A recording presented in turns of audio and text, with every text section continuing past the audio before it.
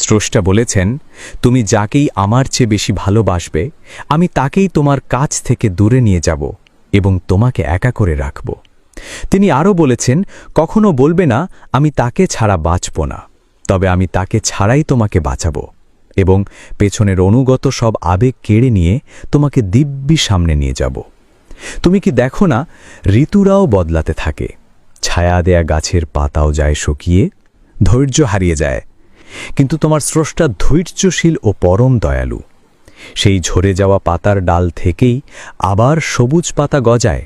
তুমি কি দেখো না তোমার স্রষ্টার এই নিদর্শন? যে মানুষটাকে তুমি নিজের অংশ ভাবতে, সেই মানুষটাই একদিন অচেনা হয়ে যায়, তোমার মন ভেঙে যায়, এমনকি তোমার বন্ধুও শত্রুতে পরিণত হয়, আর শত্রুও খানিক সময় পরে পরিণত হয় বন্ধুতে। যে মানুষটাকে নিজের জীবনের চেয়েও বেশি ভালোবাসতে, সেও প্রতারণা করে। তবে তুমি কেন স্রষ্টাবিমুখ হয়ে মানুষকে ভরসা করো?